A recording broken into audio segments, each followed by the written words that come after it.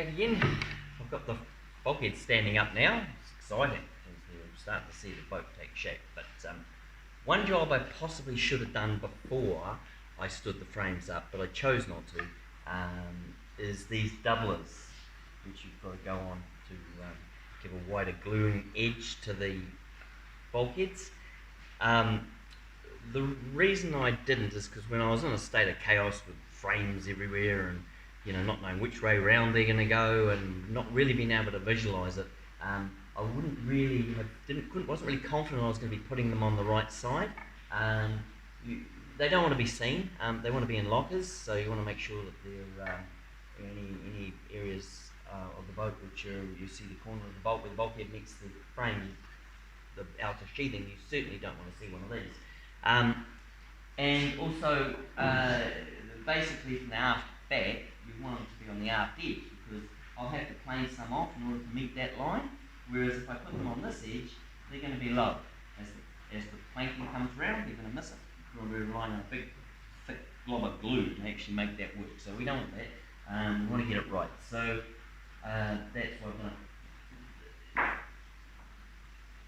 Putting these doublers on when the frames are up vertical makes it a bit trickier though, because like this one here, I basically did it that way, and I had to put one in, check it in, and then do a bird's mouth join here on each of the corners.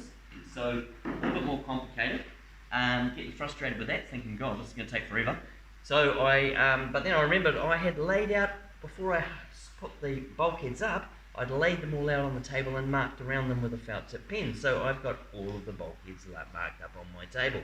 The reason I did this was I was thinking that, well, basically if you want to build one, anyone wants to build one, come after me. If I make up some patterns off this, it's going to be save about 30 hours of crawling over this table, marking out and drawing lines. So that was the reason I did it, but as my good friend Neil would say, you're better off being lucky than good, and fortunately I've got these lines now that I can lay out the doublers on the table, get them all 100%, and it allows me to do a much simpler join, and that's a mitre. So a mitre join, you've just got your angle like that, there's your angle, say, and you just get your pencil, you lay it out on the table, you just get your pencil, you mark the bisecting point there, the bisecting point there, the ruler, and there, scribe the line, and you do all that on both of those, and they correspond and meet nicely, so you get this nice join, nice mitre join on each piece of wood. So when I take that off and put them up on here, I've got these already cut out, so I did that on the table, so I know where they are, so they form the pattern, so I just run this jigsaw blade around the inside there and cut them out, so I know that's good, and on that side, and you're all good to go. The other thing, which while they're here, let's get them as good as we possibly can. So we want to put a bit of a round on the inside. So we just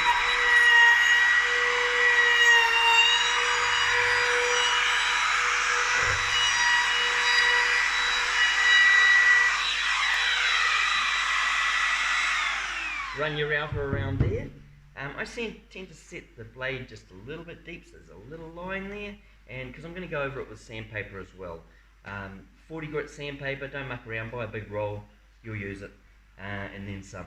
So I'll be honing into that with a bit of sandpaper while I can lean into it, much easier than doing that, and yeah, and getting it all, so I'm really happy with it before I glue it on. The other thing you might notice here is I've put an aluminium strong back along each of the frame before I put the extra structure on, because framing timber will tend to have a bend in it, and if I put the framing on, it's just going to follow that bend, and that's the way it is when you build the boat. So I've got a bit of aluminium here. It pays to have a bit of box section, a bit of flat bar, a few aluminium sections around. They come in really handy. So that's there ready to go, and yeah, I'll be attaching that bit by bit onto that and cleaning off the glue. You notice when I ran the router here, again, just run your hand over it before you do it, because if it's really annoying if your tool catches, and it's got to be smooth. You don't want, if it rides up over a bump, you're going to get a bump in the round, so, and have to sand it off. So again, just keep those globs of glue out of the way and clean them off after every exercise of gluing. They do seem to get on there.